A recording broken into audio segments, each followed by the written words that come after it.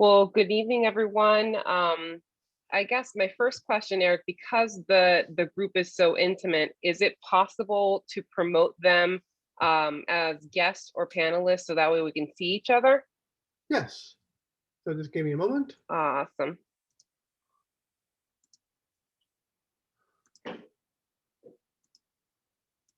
Oh, look at that. Awesome. Here we And of go. course, if you prefer not to be on camera, um, feel no obligation. I just think because it's a smaller group and this type of conversation has a lot to do with personal choice and personal path, it might be a little bit easier to have a more Q&A dynamic than a formal presentation on my end. Okay, so again, at any point in the webinar, if you want to chime in, if you have a question, or if you want to turn on your camera, feel free. If not, no obligation. Good evening, everyone. My name is Ava Bermuda Zimmerman, Eva or Ava, either or. I know if most of you who know me know that I go by either. And I have been a candidate for Lieutenant Governor as the most recent. And previous to that, I ran for state rep the Trump year, the phenomenon of the landslide Republican vote for state rep in Newtown for the 106th district. And I've managed, just to give you a little bit of background for those who don't know me and don't know me well, my career, my passion, my life is organizing. So for some, when it comes to organizing communities, organizing and advocating in labor or political organizing, it might just be something that they do on the side. It might be a hobby that they dabble with. They go to, a couple of meetings here and there. For me, this is my life. I organize for a living, and I also, after work, I organize with the Democratic Party, stateside and also local, and have managed many campaigns. In total, I guess the running joke I have with my friends is I successfully have always managed to win the majority. Now my win number is, I've only lost 2 campaigns in my professional life, but have lost my campaigns in my personal life. So I'm much better at managing than I am at being a candidate, and there's nothing wrong at that. But what I'll share with you tonight are some tips that might be helpful in deciding if you are at the present moment considering becoming a candidate or would like to become a candidate, and if that's the right path forward for you. My path to becoming a candidate, like most of you, was not automatically brought on by some unexpected desire, I guess. I don't know how to frame it. Some people know from infancy that they want to run for office. Some people have this as a set goal. My path to running for office was other people asking me if I'd consider it. So if you're that person who has the desire, then I'm hoping that has the desire for many years, I'm hoping that you've been mapping out your path to victory as a candidate. And if you're the latter, if you're the person who was asked or someone that told you that this might be something that you should consider, then you definitely have to start mapping a path to becoming a candidate ASAP. Why?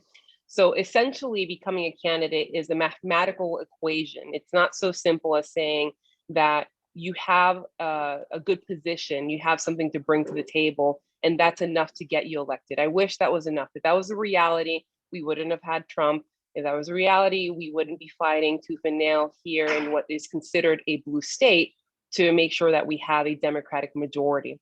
The reality is that when you have 50% plus one, when you have more people voting the other way and it's not for you, you lose. So in order to become a viable candidate and really consider if this path right now makes sense for you, you have to start looking at how many people you know in the community that you're deciding to run. Also, the community outside, who's willing to donate, who's willing to phone bank for you, who's willing to volunteer.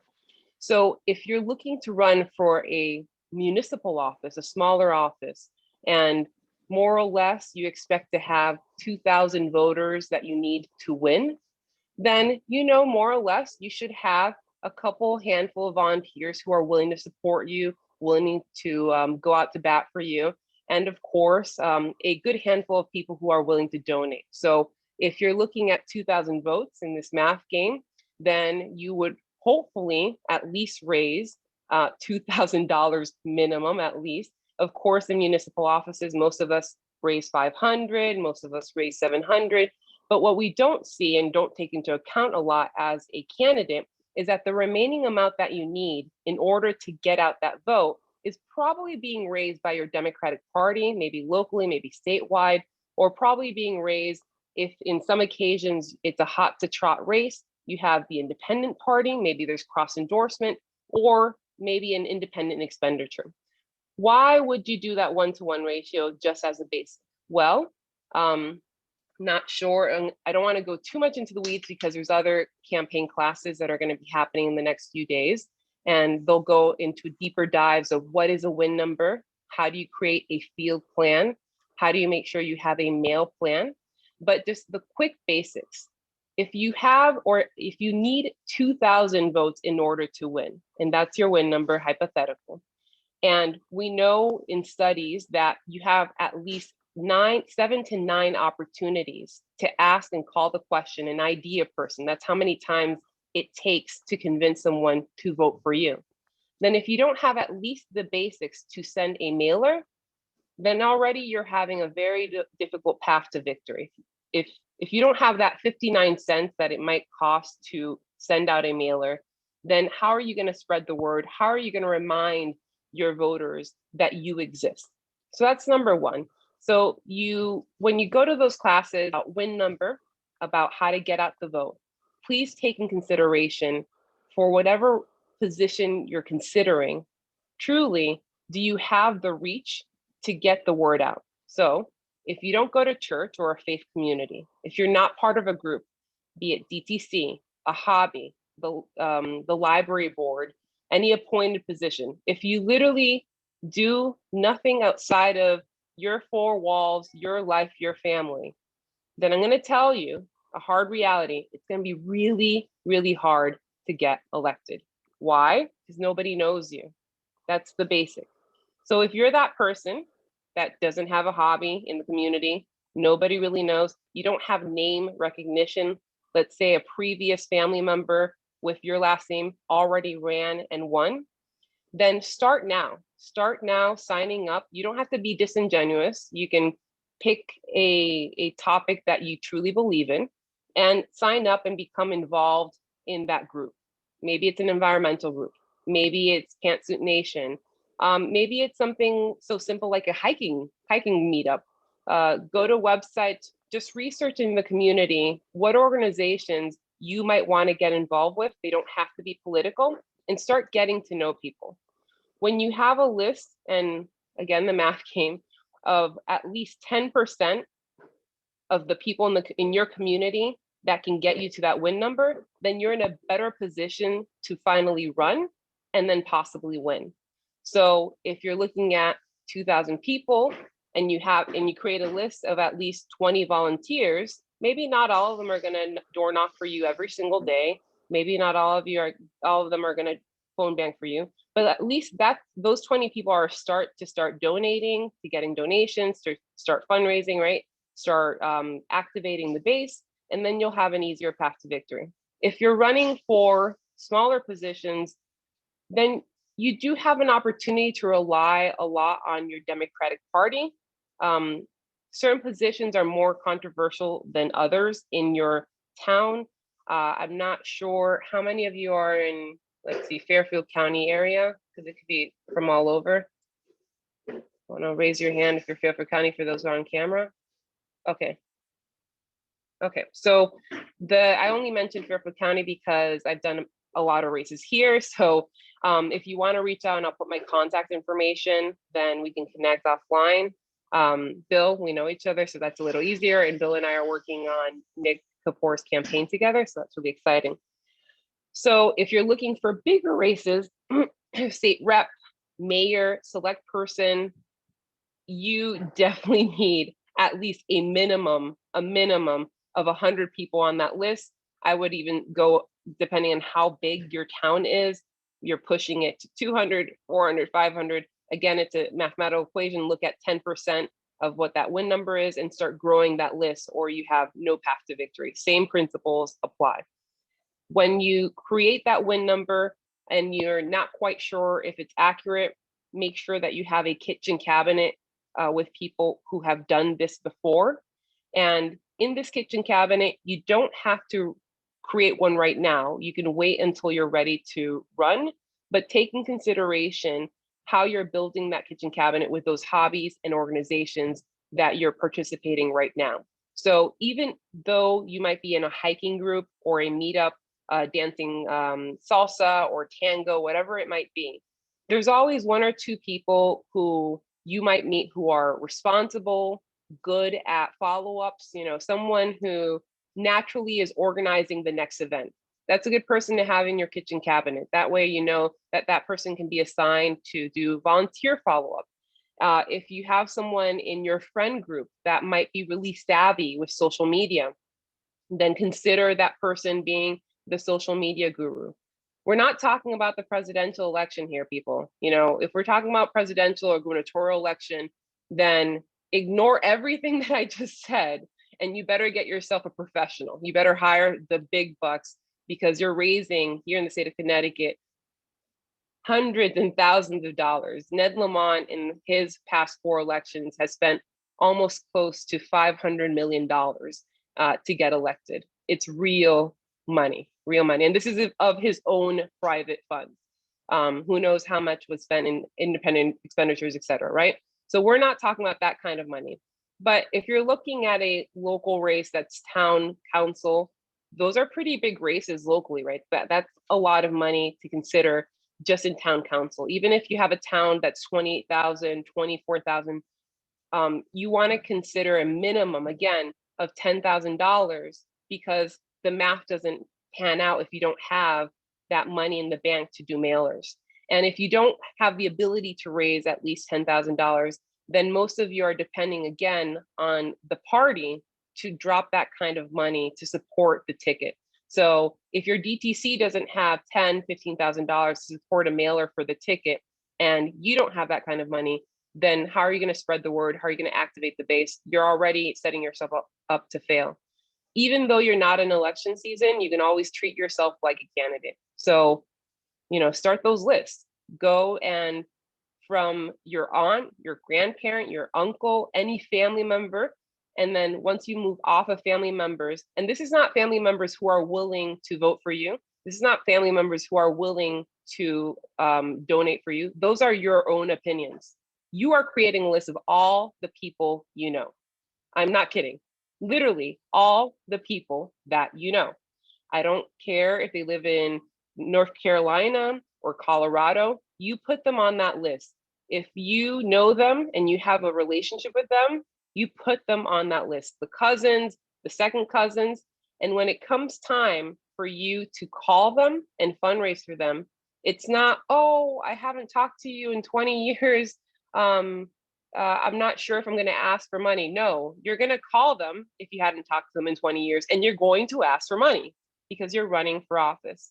And you're not expecting each person who you haven't reconnected with in a very long time to donate $1,000. No.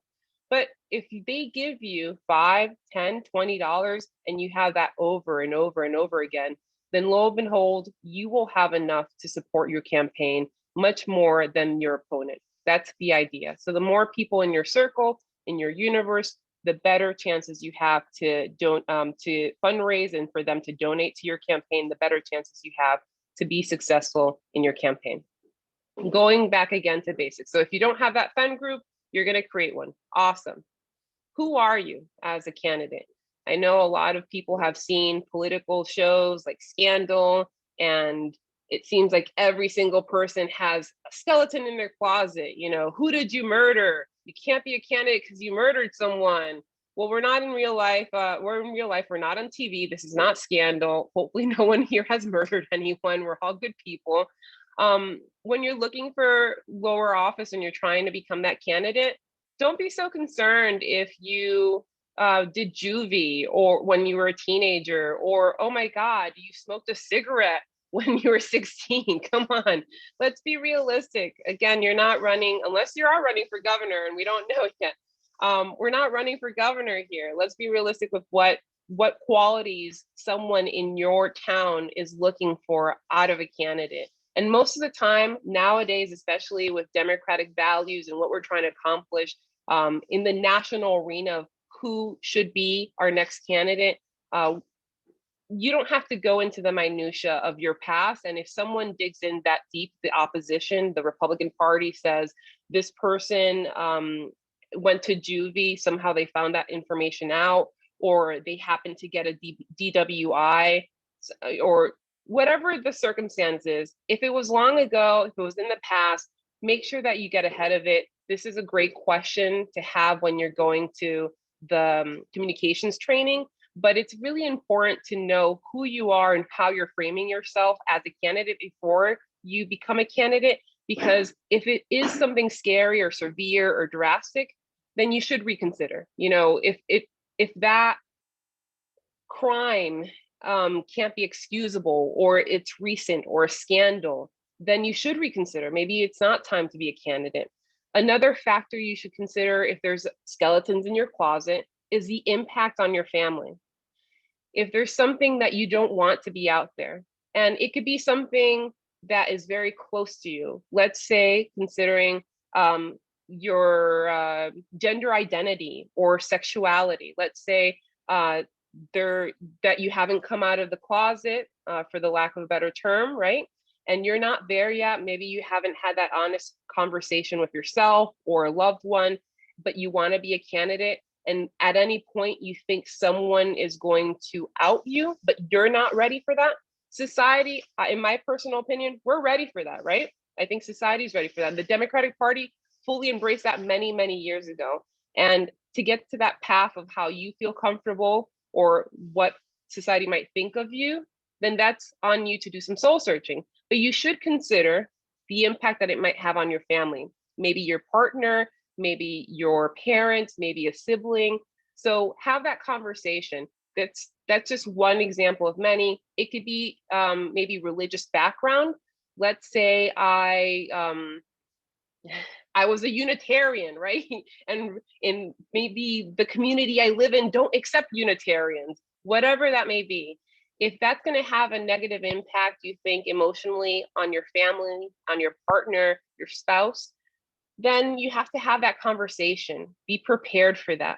Campaigns are also time consuming. That's another consideration that you should have when you're considering the candidacy and the impact on your family.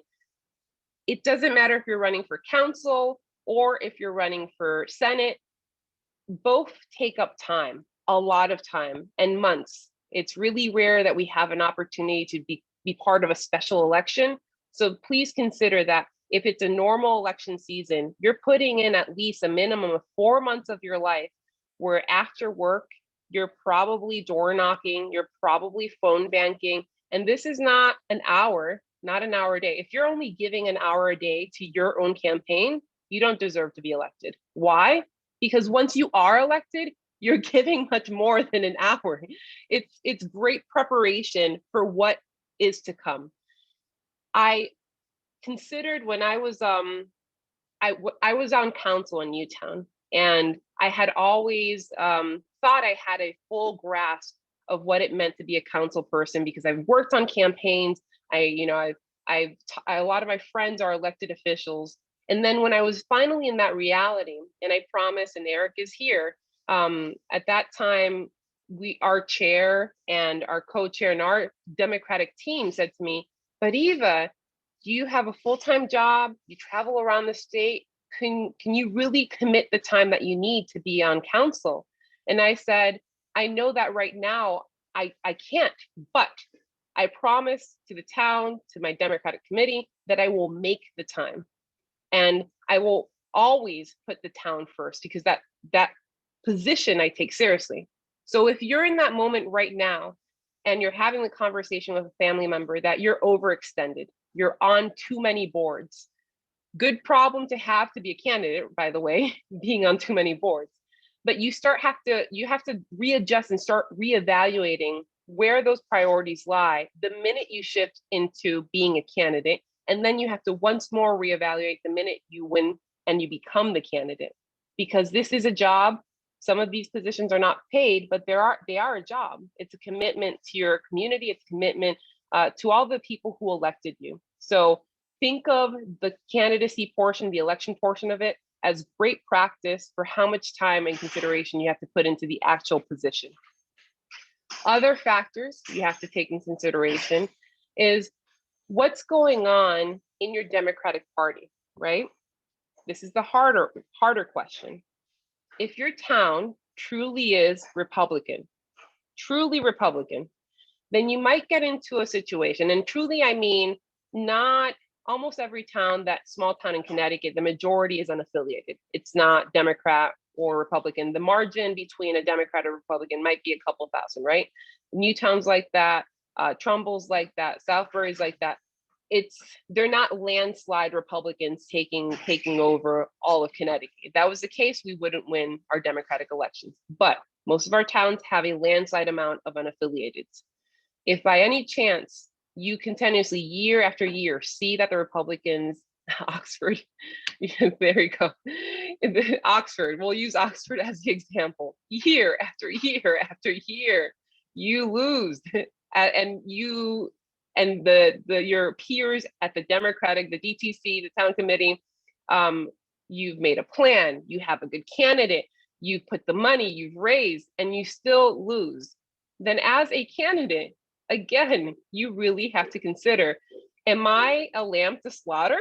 Is that worth it? I always think it is. No, I'm not here to make the decision for you.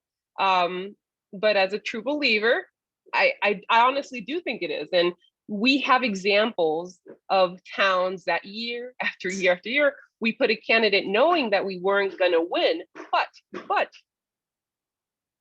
after a decade of trying and slowly moving the needle and getting to talk to people and the demographic slowly shifting, I'll use Newtown as an example, we win, we've won. We have our select person who's a Democrat. We have a Democratic majority. We're still trying to work on our state rep races, but soon to be, hopefully we'll have Nick as our Monroe Newtown state rep. We have Raheb. That was 10 decades in the 1 decade in the making. So the last time we had a Democratic select person was Herb Rosenthal, and then we had a very large gap with Pat Loja in Newtown, and now we have Dan. And with Dan Rosenthal, use him as a quick example here. Dan didn't win the election just because the Rosenthal name had value in history, right? Dan put every ounce of energy and took his candidacy super serious because he knew he couldn't just weigh in and expect that he was going to win through his father's name or his grandfather's name. He did everything that a candidate committed who didn't have name recognition would do. And it proved, because if he only expected that his name was going to carry through a vote, then the amount of voters who voted for him would have been much lower. So take in consideration where your town is. If you think you're going to be that lamb to slaughter, that example of like, I'm just holding the fort, I'm going to hold the line here, then I still ask of all of you who are considering being a candidate, put 100%, 110% into being a candidate. Why? Because if you don't believe you can win, if you don't believe there's value in winning or trying to win, then why are you doing it? Why are you spending 5 hours? Why are you taking out, this is a part-time job basically, where you're putting in money and you're not getting paid to do all this for what? For what? And I'll use myself as an example. For lieutenant governor, anyone could have said, well, you knew you weren't going to win. You know, you were this young girl from Newtown. You had never had a statewide track record. You're going against a 40-year veteran, which is Susan Beisowitz. Why even try?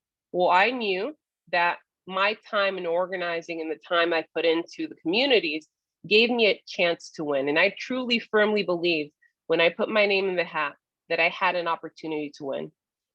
Now, I surprised myself when I got out of convention, and I surprised again myself and the community when I still was able to be a real contender against a 40-year veteran. So at the end result, if you happen to lose and you are considering, why is this worth it to do it all over again? Also take in consideration that every time you run, you have more name recognition, and your numbers and your ability to run and win again the next time are much higher if you just continue to hold on and try again, right? And if it's not you, the other consideration, the lamb to slaughter, right?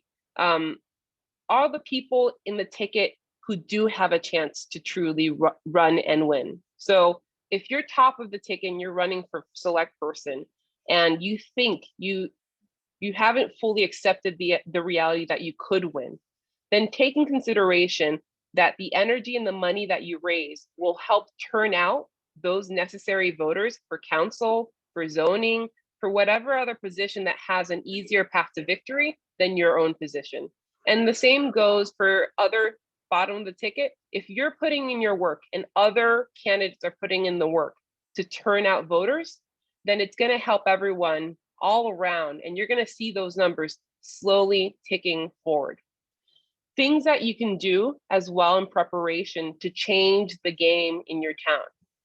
Well, if your town is highly Republican, Oxfords of the world, then let's talk about zoning laws. Let's consider, those tickets, those openings where you can look at how the town is framed. Why is the town predominantly Republican? What about the town is shifting Republican?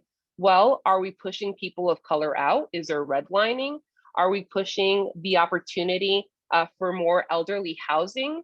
Are we pushing an opportunity to vocalize changes when it comes to our business or businesses that are coming in? And what type of businesses are coming in? Who, are there home daycare providers, or are there major corporations who truly do not care about community?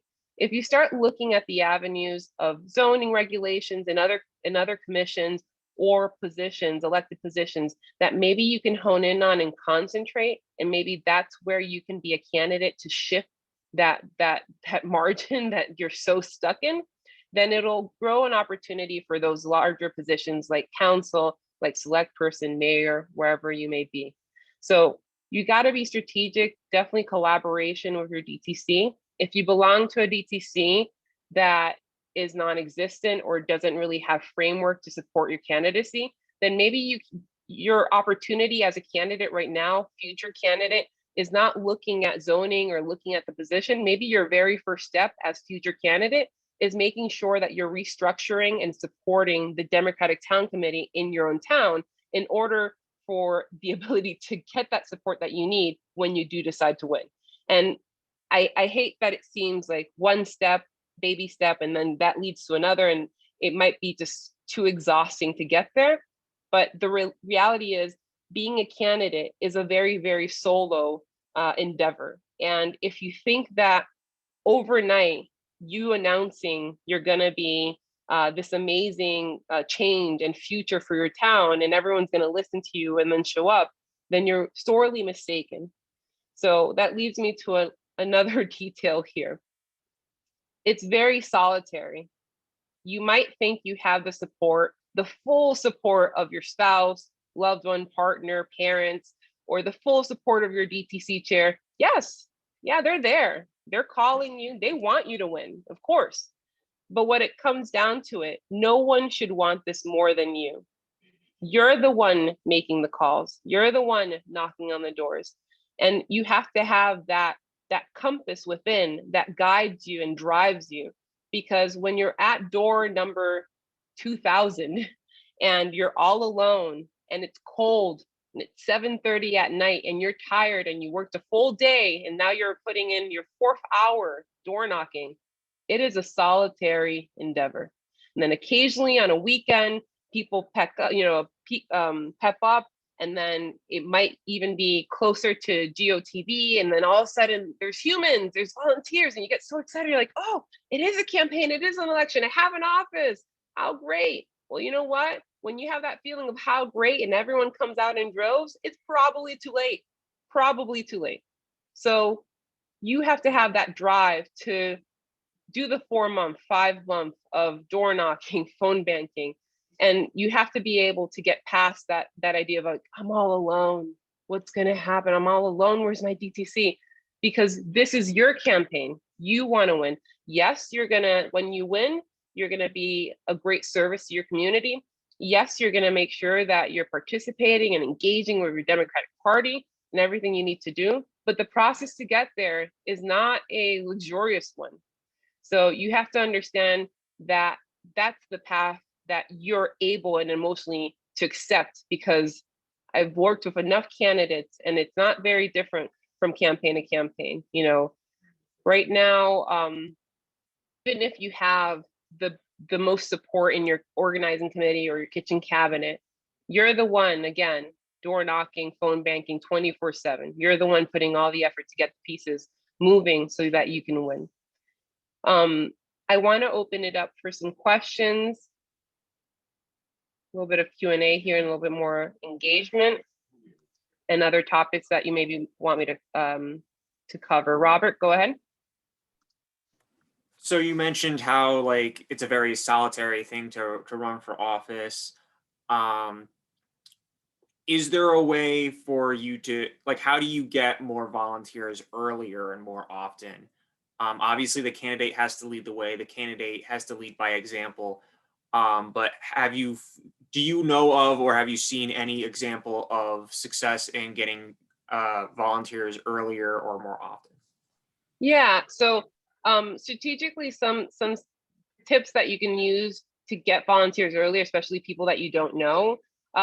Voter registration. So even before you're a candidate, if you have high schools or schools and you can talk to your registrar of voters to have those conversations for voter registration events, you might not be able to be allowed in the school because you're not the official, but you do have the opportunity to go to different events in your town, those parades, those fairs, whatever it may be, and then bring a clipboard, print out your own, not just the Democratic Party, but your own sign-in sheet, and have voter registration cards with you, and then start connecting with voters and start asking them about issues. And that, I would say, when you don't know anyone and you don't have a real group around you, that's an easy way to create a group. Also, if you live near a university, a college system that you can reach out to and go to a class, maybe WestCon or EastCon, whatever school or university is closest to you, go to the poli-sci department and talk to the professor in the poli-sci department and say, do you have any class, any students there in your class who want to get more engaged in voter engagement, not necessarily with the premise of you being a candidate or working for your campaign. You're thinking very much ahead. And if you start cultivating those relationships, then you can use those potential volunteers early on in your campaign to start door knocking for you and with you, driving you, and engaging other voters. And they've done that several times. I've done that in Hartford. I've done that. I did that with Peter in Harlingen once, getting students involved and going to meetings. And my own campaign, I worked on Obama's re-election campaign in Nevada. I wasn't assigned to student engagement, but I know that one of their field organizers definitely did that as well. They had one sole person assigned to just student engagement, and that also works.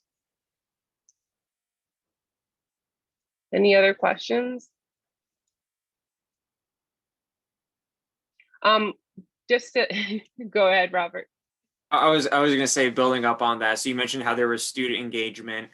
Do you know if there's other groups of people that typically have been very successful in volunteering? So like, I know like in Southbury, we have Heritage Village, and like we get a lot of volunteers from Heritage Village.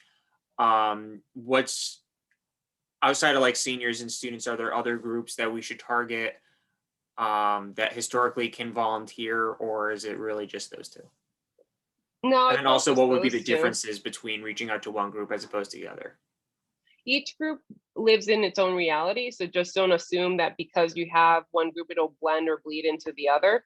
What I've seen a lot of times is that most groups don't get along with each other. Like one group is so passionate about the environment, they don't understand why the biker group, the motorcycle group, would even consider supporting you as a candidate, for example. So it's not like you're completely keeping them divided on purpose. Just be mindful that one group might not have the same values as the other group, but for whatever reason, both groups support you. A good example that I have for my state rep campaign is I had a bunch of libertarians voting for me, so much so that the president of the Libertarian Party of Connecticut endorsed me and added my info on his Facebook page. It didn't really go well with some of my Dems and progressive Dems. And what I've been told, and I still analyze this as to why occasionally libertarians. My assumption is that when you go through progressive politics and you're trying to make points about how the government functions, occasionally that might come off a little bit libertarian, but it's not in my opinion, it's not at all. So that's a prime example of how I had libertarians voting for me who thought that I aligned with their values, but my other Democrats and the facets of democratic politics were not okay with that. So I had to keep that very separate. I had to make sure that there wasn't too much noise happening on my own social media page about the libertarian group, because I knew that was going to jeopardize my candidacy with the other people who were volunteering for me and very much for me. So you have to be careful. Other groups, particularly in Southbury, you have the advantage of Rich Boards, who's amazing.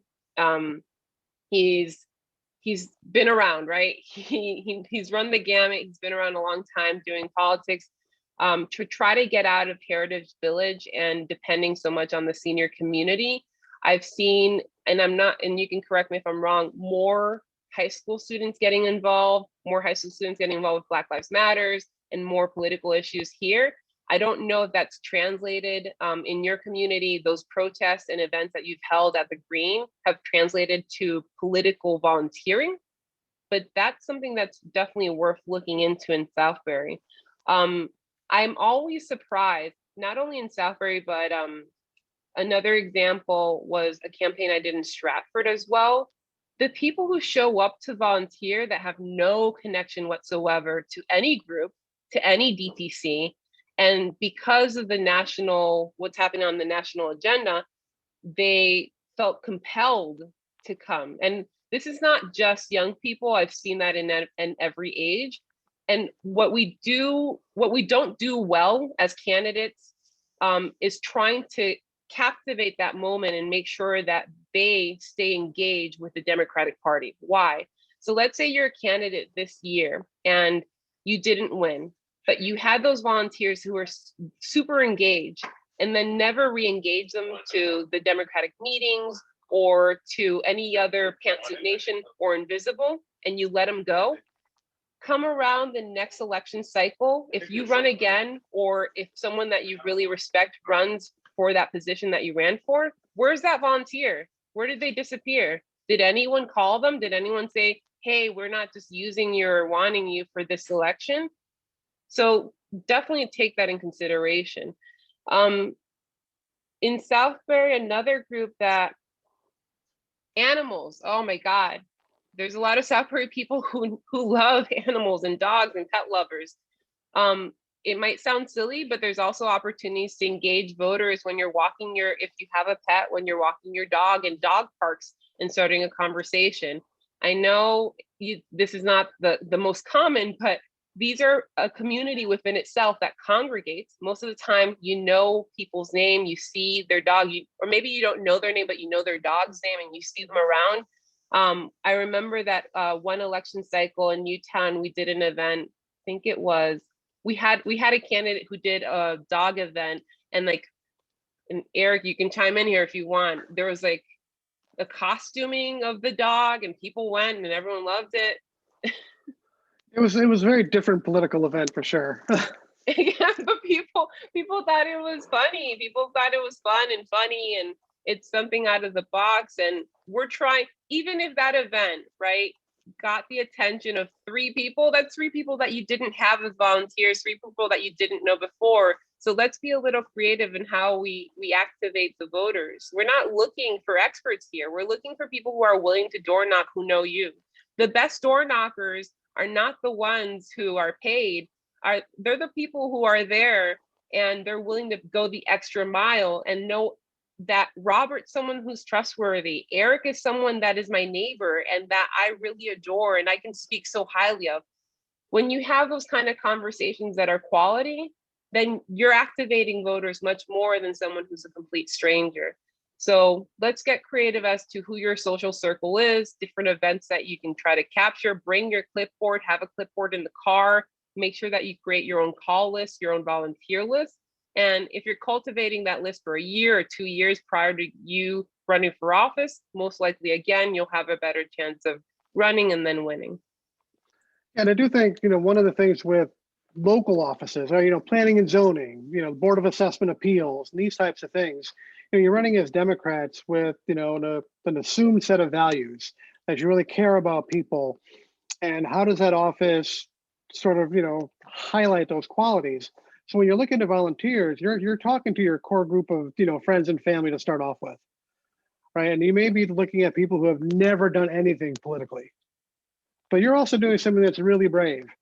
And one of the most difficult things I think to do is to ask for help. It's, hey, can you come door knocking with me? Can you come drive me around while I go door knocking? You're going to learn how to, create good door knocking lists and your phone call lists over the course of our classes this month. But those types of things, just get people involved a little bit, and that bug will bite them. And it's really kind of fun going out there and doing this crazy stuff that you never thought you could do, but you can. With a lot of good support and family and friends behind you, that's where your volunteer network starts, right? Because nobody's going to be like, yes, planning and zoning alternate, woo, right? We had a woman who knocked on almost 2,000 doors for that race here in Newtown, right? And she's going to be teaching our door knocking class at the end of the month. So there's a lot of different ways to go about that, but really it's that core network of folks that you're looking at and getting your message. This way they know you, and they'll grab other volunteers, right? They'll grab their friends. Hey, come on with me. This is fun. We're going to do something different. Why not? Why not try it?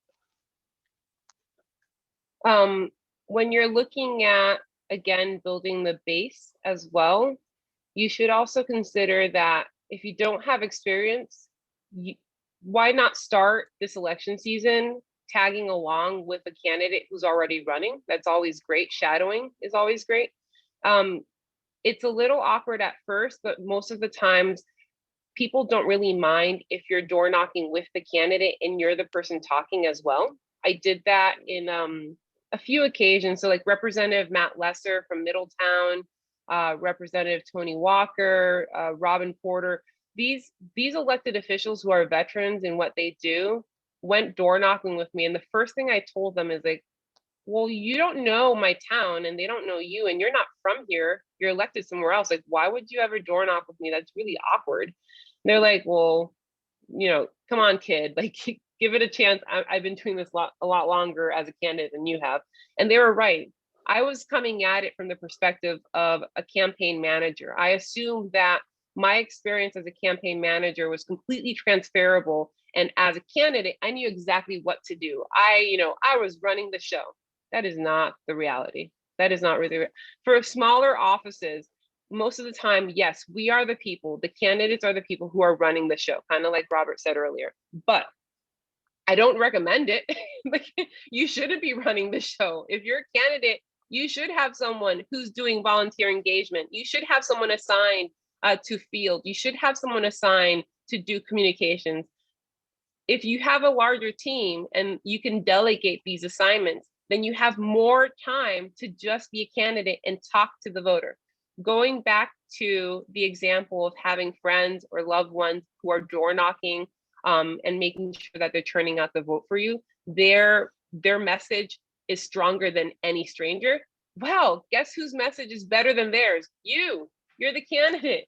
You're literally the candidate. So if you're wasting time, wasting is a word here. going to Van and pulling a list, or if you're wasting time at the office getting together a mailer for the next day, well, that means that you're wasting time because you're not at the doors talking to voters who mathematically are more apt to vote for you if you are the candidate going to the door than someone else. So take that in consideration. You have to like be able to let go. You have to be able to be managed. If you don't have anyone to manage you and you only have yourself, then okay, that's all you got, right?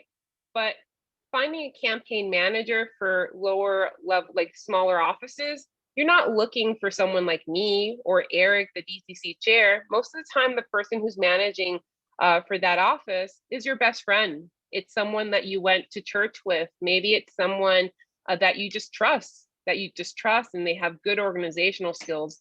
And the role of campaign managing, especially when you're starting off for the very first time, is something that you learn pretty quickly.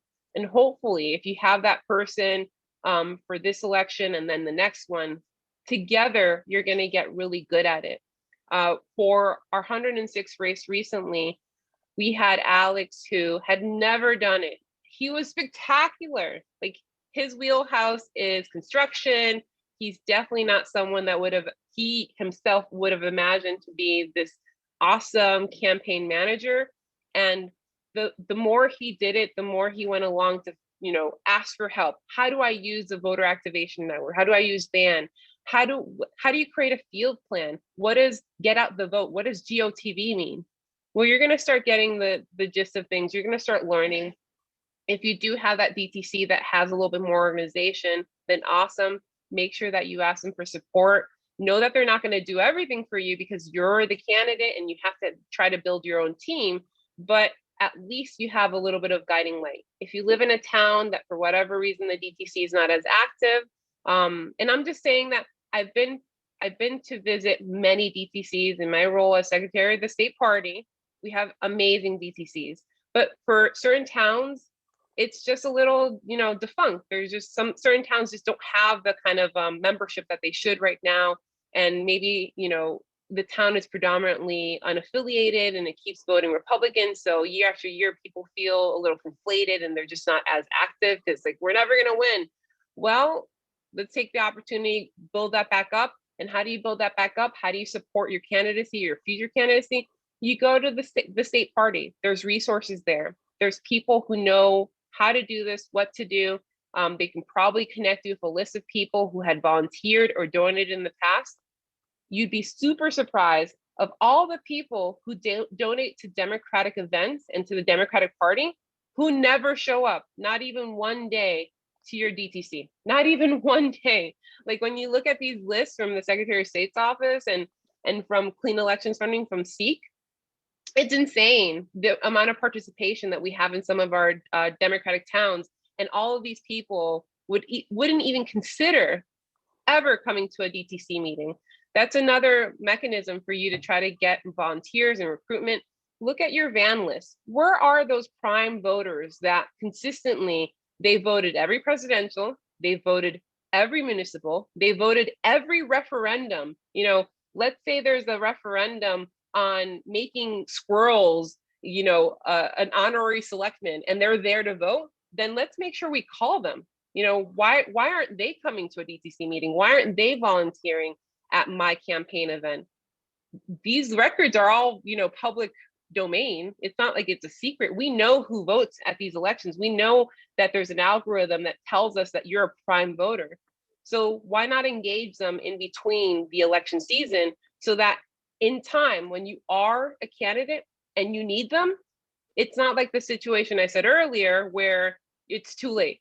You only waited until the week before election to get a mass amount of people out. And it's so exciting, but you didn't engage those voters for the last 4 months. So good luck, right?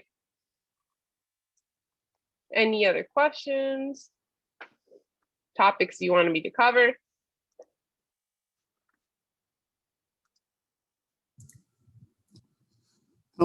As far as talking about these groups and your engagement, I mean, is social media going to be the earth-shattering, tool that is out there, or do too many people get tied up in using that as a resource and then losing sight of other opportunities or avenues? Social media is earth shattering in the sense that you can engage more people faster. But the problem with social media is that unless you quantify that, it means nothing. So if you think someone liking your posts is going to get you votes, then you're sorely mistaken. And let's say you ran, like, let's say you're in the middle of a campaign and you posted a picture of you hugging puppies. Who doesn't love puppies? Like, what's wrong with people who don't like puppies, right? And you might, in the middle of your campaign, get 1,000 likes for that awesome picture. Doesn't mean that they like you, right? Is that not it? So mechanisms that I've been studying a lot for work with SEIU and organizing is how to create Google surveys or survey sheets attached to your social media posts or your social media page that will then in turn switch that into engagement, capture information, and then funnel that information back to your website or back to your email so that immediately within 24 hours, you have you or a volunteer calling that person back and saying, hey, thank you for liking my post. Let's talk about what's happening in our town. If you don't think you have the capacity to have someone or yourself calling that person back within a 24-hour window from a Facebook post or a Instagram post, then the other option is the sketchy stuff. I hate to go there, but behind the scenes, all of that information is captured, right? It's then sold and marketed, and it's run by an algorithm. And there are companies who then sell you back that information to capture how many Dems most likely would have liked your post, and you can get their names and probably personal information that then in turn you can use to contact them. Buyer beware. I've done that. I did that for one of my campaigns. And what I got often is, how did you get my phone number? How did you get my email? Directly to me. And I said, it's public information. And they're like, some people are a little creeped out and they don't understand the invasion of privacy when they're using these sites. And if you're able to navigate that and get past that awkwardness, it will pay off. It'll pay off in volunteers and pay off in money. And at the end result will be more positive than doing nothing, but you would have to be okay with that. Because the first time you hear that, well, the first few times you hear that, like, how are you contacting me? Or someone says that you're being like creepy, it starts taking a toll on you because you feel like you're spying on people. But it's almost like whatever means necessary legally to try to capture that information is always a good meme. It's always helpful. You can't imagine social media. I would compare, if you don't have those tactics, I would compare it to a billboard. Oh, it's great that that billboard is there and it has this beautiful picture of you. But you know what? If you have no way to figure out an ID of who was actually liking or looking at your billboard, then you are wasting money. And that is social media. You are wasting time and money if you have no way to try to engage or capture that information of those people looking at your social media page. If you want, to do a deeper dive on how to do social media right, how to rework someone's brain, Trump, right? We might not like him, but I'm sure very soon there will be more books studying the use of Twitter and voter engagement through Twitter than ever before, right? If you have a following on social media that's already existing, then awesome. And you're going to have this in part of your communications training. You shouldn't create a false narrative. You shouldn't create a social media page just because you're running for office. If you think that for the last 10 years of social media existing, you never had any of that, and all of a sudden, overnight, you start one up and 2 months later, you're going to become a candidate and you think you're going to get any likes or any real traction out of that. Sorry, you're not. Like, you weren't on Instagram. People like know this. People suss out the fakeness, and people don't like fake. You have to be genuine.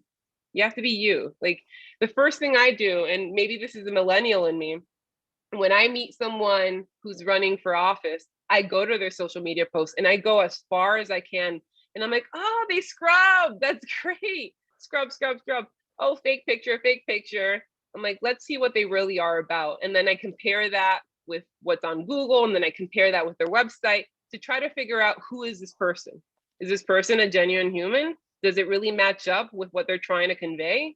Or is it just this manufactured narrative because they're so desperately wanting to win? I do not recommend that for any candidate or anybody on this call. The going back to the soul searching, you have to know why you're running.